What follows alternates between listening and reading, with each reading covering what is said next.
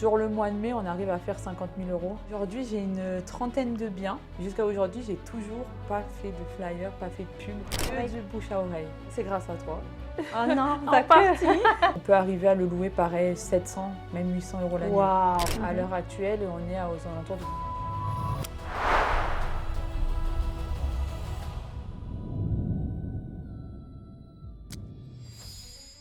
Bon, merci Léa de m'accueillir ici à Cannes. Bon, même s'il ne fait pas très beau aujourd'hui, mais c'est quand même beau Cannes. Hein. Dans ce petit appart que tu as en gestion du coup dans ta conciergerie, c'est ça? Oui, donc bienvenue à Cannes. Cet appart, je l'ai en location dans ma conciergerie en gestion depuis 1 an. Donc maintenant, j'ai monté ma conciergerie il y a 1 an et demi grâce à ta formation. Aujourd'hui, j'ai une trentaine de biens. Donc j'ai volontairement décidé de faire une pause avant l'été, avant la saison. Donc j'avais rentré les 30 biens du coup sur une grosse année. Donc on va dire sur 12-13 mois. Rapidement développé. Et j'ai rapidement développé. Donc après moi je viens de l'hôtellerie. Donc, qu'est-ce que tu faisais alors? Avant de démarrer dans la conciergerie, qu'est-ce que tu faisais exactement comme métier? Alors, donc moi déjà j'étais dans le sport. Initialement, je suis originaire de Lyon. Donc j'étais à Villeurbanne. Je faisais du basket à Villeurbanne à l'époque. Et j'ai eu quelques petits problèmes de santé à l'oreille interne. Donc j'ai dû arrêter du jour au lendemain le sport. J'avais prévu de faire un petit peu carrière dans le sport. Et je suis allée dans l'hôtellerie. Du coup, tu as été obligée d'arrêter? Exactement, quand j'avais 18 ans. Donc c'est relativement jeune. Surtout qu'on se prépare depuis l'adolescence pour être dans le sport. Et donc je me suis retrouvée en plus sans diplôme. Parce que... tu t'étais mise à fond dedans Exactement, et même si je ne suis pas très vieille, à l'époque on ne préconisait pas de passer le bac ou au moins d'assurer ses arrières. Donc je n'avais pas de diplôme et comme je parlais français, anglais, italien à cette époque... T'es italienne? Oui. Okay. Donc je me suis dit, je vais essayer l'hôtellerie. La réception d'hôtellerie, je pense qu'avec mes 3 langues, ça peut être un atout. Et je vais essayer, je pense que pour être en réception, j'ai les qualités pour. Donc je me suis lancée dans le groupe Accor, sur Lyon, où j'habitais justement. Et rapidement, j'ai voulu aller sur Paris. Donc je me suis dit, il n'y a pas de raison qu'ils ne me prennent pas sur Paris. Donc je me suis lancée du jour au lendemain.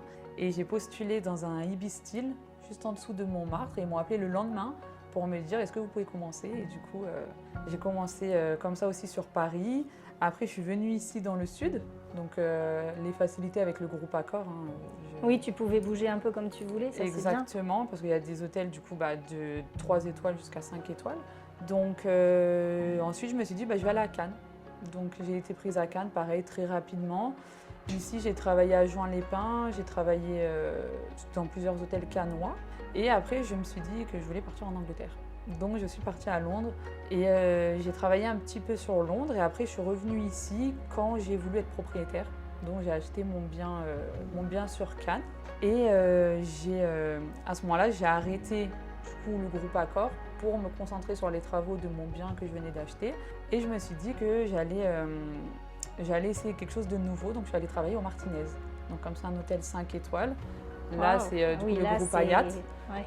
Donc, un autre level. Exactement, mais j'y suis restée 1 saison, donc c'était volontaire, le temps de rénover mon appartement. Et tu faisais quoi là-bas? J'étais à la réception. À la réception? Okay. En réception parce que je voulais postuler que pour la saison, donc je n'avais pas pour but de m'engager réellement, parce que j'avais déjà le projet d'ouvrir ma conciergerie. Donc j'y suis restée... Ah oui, tu pensais déjà à ce moment-là, tu voulais te lancer Exactement, c'est pour ça que je rénovais mon appartement pour du coup commencer à me faire la main entre guillemets. Et le mettre en Airbnb? Exactement. Donc c'est pour ça que j'étais rentrée de Londres parce que je voulais être sur place pour gérer les travaux et je me suis dit bon, je ne vais pas repartir parce que quand j'avais quitté mon dernier poste, j'étais directrice d'hôtel. Ici sur Cannes. Donc beaucoup de responsabilités, beaucoup de choses à gérer. Je travaillais 6 jours sur 7. Il y a une équipe à manager. Ouais. Donc c'est pas évident. Donc je me suis dit là je veux moins de responsabilités et je veux vraiment avoir la tête sur les travaux, refaire l'appartement pour que justement il ait tout le potentiel pour la location courte durée et que ça me donne une idée sur mon avenir. Donc c'est pour ça que j'ai fait ces 6-8 mois au Martinez. Et bon, c'était différent parce que moi, j'étais habituée à être polyvalente, très polyvalente. Et dans les hôtels 5 étoiles, c'est très sectorisé. D'accord, donc là, tu faisais vraiment que la réception. Que la réception. Donc après, c'était très bien parce je faisais une vingtaine de check-in par jour. On est assis, donc on accueille le client pendant 20-30 minutes. Hein, c'est un vrai check-in, on discute et on accompagne le client en chambre. D'accord. Donc c'est quelque chose de très sympathique, on tisse des liens. Et après, du coup, une fois que tu as fini cette saison-là, tu étais déjà préparée à te lancer dans la conciergerie? Oui, en fait, j'ai pas encore fait la conciergerie. J'ai fait 1 an avec mon appartement tout seul. D'accord. Donc là, c'était bon. Tu n'y habitais pas du coup, tu le louais Exactement, j'habitais ailleurs dans Cannes et je me suis dit j'ai vraiment envie d'être sûre pour voir le potentiel. En fait, c'était un petit peu mon business plan que j'ai testé moi-même et je me suis dit je voulais faire une année pleine pour avoir, malgré mon expérience dans l'hôtellerie, j'avais quand même une idée sur l'année par rapport au congrès cannois, par rapport au taux de remplissage. Mais avant de lancer ma conciergerie, je me suis dit je vais être sûre avec entre guillemets un cobaye. Donc j'ai fait une année un petit peu sabbatique de mon côté, mais j'ai géré mon Airbnb. Du coup, je faisais toutes les entrées. Et tu as rencontré des difficultés quand même à le gérer seul ou un logement pour toi ça allait? Tu faisais aussi le ménage, tout ça? Oui. Okay. Je faisais aussi le ménage. Et je l'ai encore aujourd'hui et je fais encore le ménage. C'est vrai? Ouais. Pourquoi? Tu n'arrives pas à le déléguer? Non, c'est le mien, donc j'ai le temps, j'ai encore un peu le temps. Les départs, je les ai laissés à 11h par contre, donc c'est un petit peu plus tard. Donc quand on sait que tu as 30 biens en gestion, on se dit c'est drôle d'entendre j'ai le temps, alors je fais le ménage dans mon Airbnb. Non, j'ai pas beaucoup le temps, c'est vrai, mais je me dégage du temps entre 11h. Après, il est petit, il fait 20 mètres carrés. Oui. Donc il fait 20 mètres carrés, mais un ménage, c'est quand même toujours 45 minutes. Hein. Donc 45 minutes, 1 heure, le temps de tout refaire. Et du coup, donc là, tu as géré ton logement pendant 1 an. Oui. Et après, tu t'es vraiment lancée. Comment ça s'est passé après quand tu es rentrée dans l'accompagnement?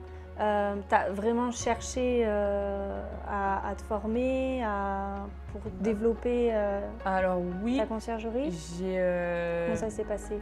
Moi, j'ai recherché du coup sur Internet, voilà, parce que j'avais plus besoin d'aide sur la création d'entreprise. Par exemple, là, c'était un petit peu flou pour moi, donc c'est pour ça que je traînais un petit peu. Parce que finalement, au bout d'1 an, j'avais quand même assez d'expérience sur mon bien, donc j'aurais même pu me lancer un petit peu plus tôt.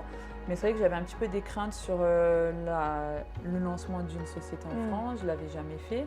Donc sur toutes ces petites choses et pour assurer aussi, être sûr, est-ce que ça va fonctionner. Donc voilà, et avoir un accompagnement pour se sentir soutenu, pour vraiment avoir une communauté aussi, discuter si j'ai besoin. Parce que c'est vrai que j'ai pas de mal à poser des questions. Et du coup, c'est pour ça, après, j'ai recherché sur Internet et j'ai trouvé ta formation et j'ai participé à un live, à un premier live. Et du coup, j'ai tout de suite accroché, donc j'ai acheté directement. Tout de suite, tu t'es lancée. Bon, tu étais prête en même temps. Vous savez, j'ai été prête et après, du coup, j'ai lancé directement avec le comptable. Donc la comptabilité avec vous, la création d'entreprise, etc. Et ça a été, après, tu as été rassurée, le fait d'être entourée, ça s'est bien passé, le démarrage? Ça s'est très bien passé. C'est vrai que le jour où j'ai acheté la formation, le lendemain, j'ai eu un appel. Donc, pour un petit peu me présenter ce qui allait se passer. C'est vrai qu'à ce moment-là, c'est très rassurant parce qu'on est un petit peu perdu. On s'est dit, bon, là, je me suis lancée. Bon, là, ça y est, maintenant je suis dedans, donc il va falloir y aller. Exactement. Donc là, je ne peux plus faire marche arrière. Il faut que je reste sur cette dynamique positive, il faut que je continue. Et c'est vrai, le fait d'être entourée, d'avoir cet appel, de pouvoir poser les questions qu'on souhaite, c'est très rassurant. Donc là, quand tu as démarré, après, donc c'était l'année dernière? C'était fin 2023, début 2024. D'accord. Donc on est 1 an et demi. Donc comment ça s'est passé après l'évolution Alors, donc après, j'ai commencé du coup le site internet. Je me suis dit que je voulais quand même avoir une vitrine. Donc j'ai commencé assez rapidement le site internet et mon premier client, je l'ai rencontré lors d'une réunion à Pôle emploi. Donc en fait, il y avait une réunion pour les entrepreneurs à Pôle emploi ici, c'était en janvier 2024. Et j'ai discuté avec un propriétaire qui justement a un bien sur Cannes. Donc il a un très beau duplex au Suquet dans le vieux Cannes avec 2 terrasses. Donc ça, c'est un avantage considérable dans l'hypercentre de Cannes aussi. Et en fait, il avait pour projet, lui, de partir vers Angers pour ouvrir un gîte. Parce qu'ils ont été restaurateurs 25 ans ici sur Cannes.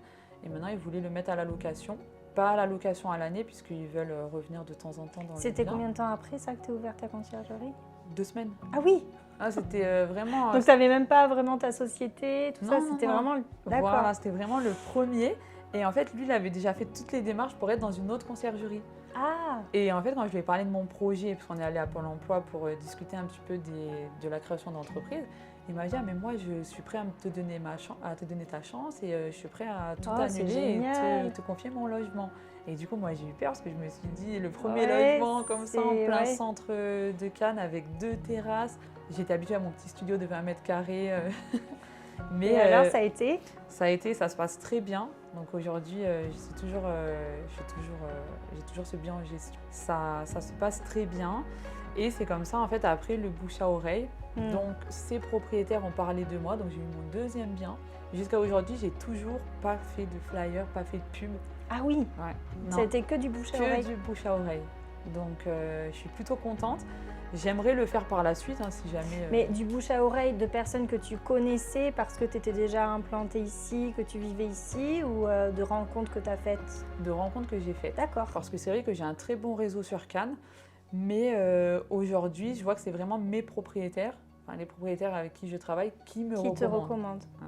Ouais. C'est la meilleure pub. Hein, exactement. Donc, la plupart des biens ont été rentrés en conciergerie comme ça. C'est génial, parce que c'est allé vite. Et donc tu me disais que maintenant tu refusais, même dès le départ, tu as vraiment voulu choisir les biens que tu rentrais. Exactement, ça je pense que de par mon expérience dans l'hôtellerie, je pense que du coup c'était ma force de réussir à me dire est-ce que ce logement va avoir du potentiel en location saisonnière ou est-ce que du coup il y a beaucoup de travaux, il y a beaucoup de choses à faire, est-ce que la localisation est pas forcément favorable.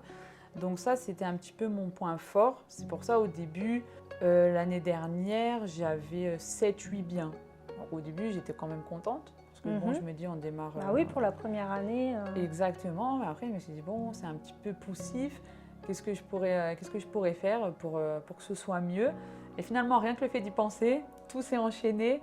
Et en fait, les biens sont rentrés là sur la 2e année. Donc, j'ai... Pour arriver à presque 30. Exactement. Voilà, aujourd'hui.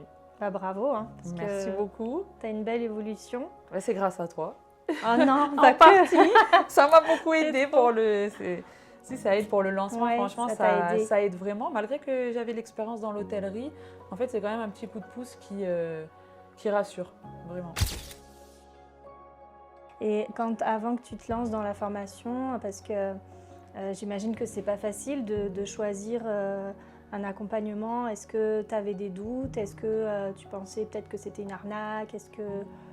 Ou est-ce que non, vraiment tu as eu confiance tout de suite et tu t'es lancée tout de suite? Alors moi, j'ai eu confiance tout de suite. J'ai eu confiance tout de suite. Après, c'est vrai que je pense qu'il y a quand même 1% de doute. Parce que quand on achète sur Internet, forcément, je pense qu'on se dit tous, peut-être que je vais me faire arnaquer. Bah tous, oui. Je pense que comme c'est à distance, forcément, il y a eu 1% de doute, mais vraiment très léger. Et après, vraiment, voilà, le fait d'être appelé le lendemain, on n'a pas forcément le temps de cogiter, de se dire mais est-ce que je me suis fait arnaquer? Puisque le live, je l'avais regardé le soir, c'était de 20h à 22h. Hein. Et après, quelqu'un m'a rappelé à 9h ou 10h le lendemain.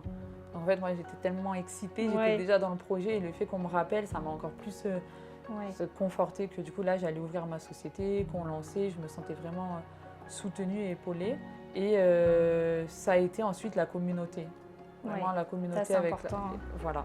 C'est pour ça que je me suis permise de dire que c'était grâce à toi. Parce que c'est vrai que dès qu'on a une question, il y a quelqu'un avant nous qui a rencontré cette problématique. Donc au lieu de garder cette question pour nous, en fait, autant la libérer tout de suite, soit sur le groupe Facebook, soit après on crée des contacts, hein, parce que on a même fait des rencontres avec des anciens élèves. Hein. Donc, parce que moi je vais beaucoup sur Paris. Vous vous retrouvez Exactement, sur Paris ou ici, bien. après ceux qui sont du sud. Après moi je vais beaucoup dans les congrès de conciergerie, je me déplace pas mal. Et en fait quand on sait qu'on a fait la formation, ça crée des liens aussi plus rapides. Ouais, et puis vous pouvez vous donner des tips, Exactement. C'est toujours et c'est vrai que moi comme le marché cannois, de se retrouver. Même tu me disais avec d'autres conciergeries qu'il y a dans ton secteur. Oui. Ça, c'est drôle parce que j'ai souvent, de tous les échanges que j'ai eus, c'est vrai qu'on m'a souvent dit, franchement, c'est génial parce qu'on se retrouve, on travaille beaucoup ensemble. Les conciergeries, il y a beaucoup d'entraide. Alors, est-ce que c'est parce que c'est quand même un métier qui est nouveau ? Malgré tout, il y a quand même de la concurrence, mais il y a beaucoup de bienveillance. Apparemment, C'est vrai. C'est vrai que c'est une concurrence, mais c'est une concurrence saine, je pense, parce que c'est vrai qu'en tout cas, nous ici, pourtant, il y a énormément de concurrence sur la Côte d'Azur. Et pourtant, tu refuses des clients. Oui. Donc, il y a quand même de la demande. Exactement, il y a de la place pour tout le monde. Donc, c'est vrai qu'avec les les élèves de la formation, je pense qu'il y a des similarités en fait, ou même on s'entraide si quelqu'un part en week-end, on arrive. Ah oui, sympa. Oui, pour des check-in, parce que moi, j'ai pas tous mes biens qui sont automatisés. Donc, parfois, ou quand je partais en congrès, en fait, je peux déléguer à des personnes de confiance ici, mais parfois, c'est aussi bien de déléguer à des personnes qui sont dans le milieu, parce que du coup, on se comprend beaucoup plus rapidement. C'est sympa de s'entraider comme ça. Voilà. Donc c'est vrai qu'il y a de la concurrence, mais c'est normal parce qu'elle est ici, on peut pas le nier. Mais nous, ça se passe vraiment très bien. C'est vraiment plutôt de l'entraide et c'est vrai que chacun a sa manière de faire, chacun a son parc de biens. Et est-ce que tu peux nous dire quelques chiffres, par exemple, de ces derniers mois que tu as fait? Tu me disais, le mois d'août, c'est le plus gros mois de l'année. Tu as fait combien sur le mois d'août déjà? Exactement. Donc le mois d'août, c'est le plus gros mois de l'année, je pense, pour de nombreuses conciergeries en France. Nous, sur Cannes, c'est très important. Donc là, j'ai à peu près 27 biens à l'heure actuelle et on est aux alentours de 70 000 €. Juste pour le mois d'août. Ok. Juste pour ça le mois se d'août. loue combien un appart comme ça où on est là? Un appartement comme ça, donc il fait 37 mètres carrés. C'est un duplex et on est vraiment en plein centre. Oui, on est dans le carré d'or de Cannes, donc à 2 pas de la Croisette et c'est le quartier le plus festif. On peut le louer sur les mois, sur les congrès, parce qu'à Cannes on a la chance d'avoir beaucoup de congrès, et l'été 500-550 € la nuit. Waouh, c'est dingue, c'est le prix d'une villa ailleurs quoi. C'est surtout que il est très bien placé, mais il est relativement simple, basique. Oui, très simple, très basique. Donc après pour la location saisonnière, c'est ce qu'on recherche. C'est vrai, mais c'est parfait pour ce... Et après, tu as une idée sur les mois précédents à peu près? Combien tu as fait? Sur les mois précédents, donc comme je disais, par rapport au congrès cannois, en fait, on a le MIPIM qui lance la saison au mois de mars. Donc le MIPIM, c'est le congrès pour l'immobilier. Il dure 4 jours, mais sur le MIPIM, on peut arriver à le louer pareil 700, même 800 € la nuit. Parce que le MIPIM, c'est vraiment le plus gros congrès. Il est incroyable. Tout petit, c'est du lundi au jeudi, mais ça se loue très bien et ça lance la saison en plus, puisque c'est en général la 2e semaine de mars. Donc on a passé l'hiver, même si l'hiver fonctionne bien, ça nous réveille. Content d'arriver à mars, ça te donne un bon avant-goût de la saison. Après le mois d'avril, ça redescend un petit peu. Le mois de mai, on a le festival de Cannes. Sur le mois de mai, on arrive à faire 50 000 €. Waouh, 50 000 €. Le mois de juin, on a le Cannes Lions. Donc le Cannes Lions, il dure 5 jours. Après, sinon, le mois est relativement calme, mais pareil, on est sur du 40 000 €. Puisque le congrès, en fait, il fait augmenter directement. Donc, sur les mois de mars jusqu'à octobre, parce que là, on a aussi la semaine prochaine le congrès de la Plaisance, le Cannes Yachting Festival. Donc, 2e semaine de septembre, on a le tax-free début octobre. Donc, le tax-free, c'est tous les produits qui sont choisis pour les duty-free dans le monde. Donc, il y a le monde entier qui se déplace pour en fait choisir leurs produits l'année prochaine, qui seront exposés dans les duty-free. Donc, pareil, c'est un très gros marché. Et on a encore un autre congrès mi-octobre, un fin novembre, et on a l'ILTM qui clôture début décembre. D'accord. Tu n'as pas vraiment de très grosse saison, c'est ça. Ça se loue quand même vraiment toute l'année. Exactement, et en plus, Cannes est devenue la 2e ville congressiste de France après Paris. Donc ça nous aide beaucoup. Et après, ça reste quand même une ville touristique, une ville balnéaire. Donc pareil pour l'été, on a le soleil une grosse partie de l'année. Donc ça nous aide. Parce que là, je suis en train de me dire, l'année dernière, tu avais combien? 4-5 logements? Là, c'est vraiment la première grosse année que tu fais, même si c'est ta 2e année au final. Exactement. Seulement ta 2e année, et c'est vraiment l'année où tu as le plus de logements pour l'instant. Hein. Ça va faire aller de plus en plus, mais là, de faire ces chiffres-là, tu dois être vraiment super hyper contente, quoi. Ouais, moi, je suis très contente, surtout que je sais que, comme tu viens de dire, je peux que augmenter le chiffre d'affaires, que augmenter le parc de biens.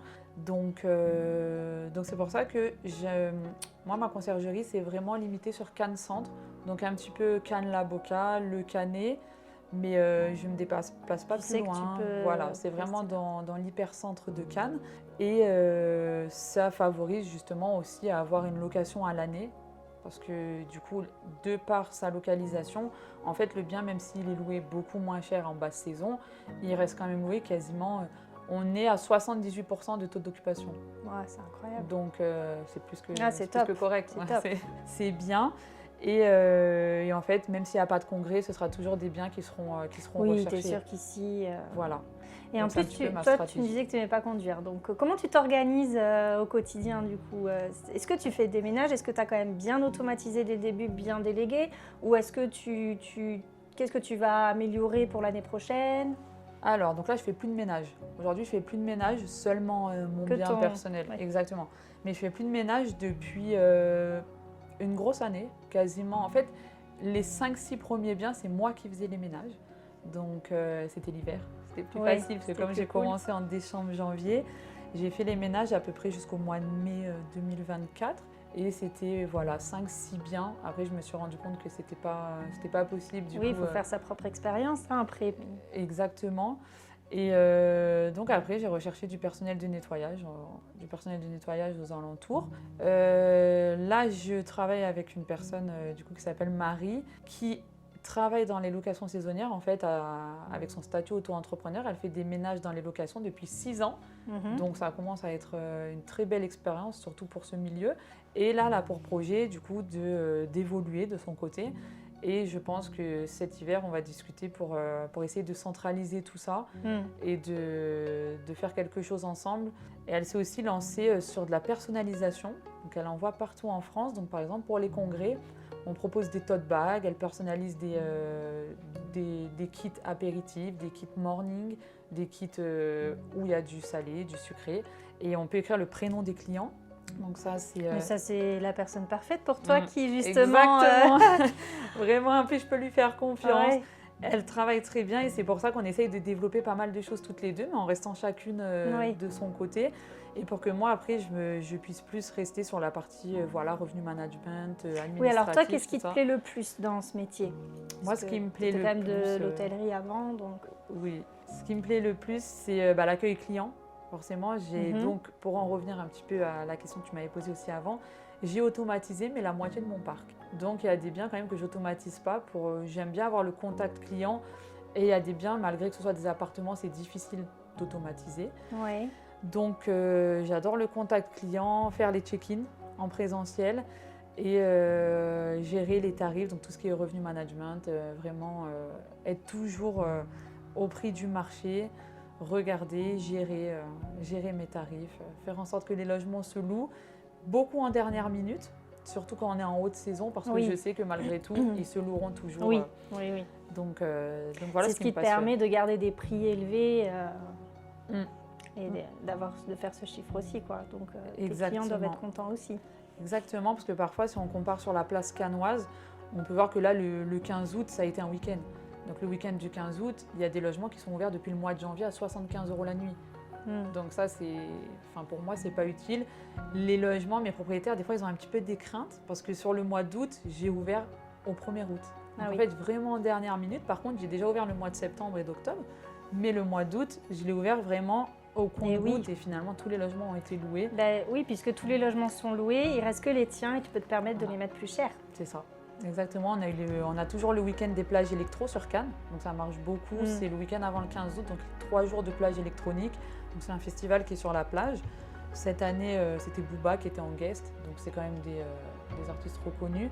Il y a tout type de musique, donc ça marche très bien, ça lance le mois d'août et en général le week-end d'après c'est le 15 août. Donc grosse quinzaine sur le mois. Et c'est quoi tes objectifs pour l'année prochaine? Alors mes objectifs pour l'année prochaine, pour l'année à venir, ça va être justement ce projet avec Marie, donc pour essayer de lui déléguer tout ce qui est consommable, tout ce qui est la partie consommable, la partie linge, recrutement des femmes de ménage. Donc du coup pour qu'elle devienne une gouvernante et qu'elle gère toute cette partie pour que moi je puisse plus me concentrer. Là, je commence à me développer sur Nice. Donc Nice, c'est à 30 minutes d'ici, de Cannes. Donc vraiment pareil, Nice-Lipercentre, j'ai déjà un premier bien qui j'ai commencé en début d'année, il se loue tous les jours. Donc je suis très contente. Et là, j'ai rendez-vous demain matin justement pour un second bien. Donc l'objectif, c'est aussi de me développer plus sur Nice, d'avoir plus de logements ici sur Cannes, déléguer vraiment cette partie consommable ménage et essayer de développer aussi une partie revenu management pour arriver à gérer vraiment... Oui, ça c'est vraiment la partie que tu adores, voilà. Partie revenu management. Exactement. Mais vraiment me libérer un peu de temps pour pouvoir prendre des nouveaux biens. Parce que là, c'est vrai que toute seule, bon, malgré que j'ai de l'aide pour le ménage, 30, je trouve que c'est ma limite. 30 biens, il y a toujours un problème de plaque à induction, de chauffe-eau. Ça, peut-être que pour l'année prochaine, tu pourrais aussi justement déléguer cette partie terrain. Exactement. Pour l'instant, je ne suis pas encore assez prête à déléguer. Je lance une petite... Exactement, c'est ce qu'il faudrait, parce que c'est ce qui permet justement ça, de grandir. Tu peux facilement déléguer et après te concentrer justement sur le développement. Oui. C'est dur de déléguer pour toi? C'est un petit peu compliqué. Ouais. Donc après, j'ai l'avantage d'être propriétaire. C'est pour ça que souvent aussi dans mon discours, moi, je sais que ce serait difficile pour moi de laisser mon bien en conciergerie. Donc c'est pour ça que j'essaie toujours d'avoir un discours qui est rassurant. Et je travaille avec mes propriétaires vraiment comme des partenaires. Je suis leur œil sur Cannes. Et vraiment, c'est vrai que j'essaye d'instaurer cette confiance. Et c'est vrai qu'il faudrait que je pense à déléguer cette partie, même les check-in. Enfin, les check-in. Oui, toute cette partie. Bon, après, si ça te plaît, il faut aussi que voilà, tu gardes ce qui te plaise. Hein, mais... Tu as eu du mal à trouver ton... Comment ça s'est passé pour trouver ton équipe? Alors l'équipe de ménage, ça a été un petit peu compliqué. Ouais. Ça a été un petit peu compliqué parce que du coup, il y a le linge.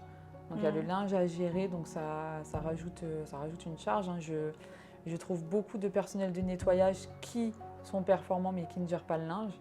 Donc ça coince parce que pour l'instant, c'est vrai que j'ai cette obligation d'avoir une équipe qui gère le linge.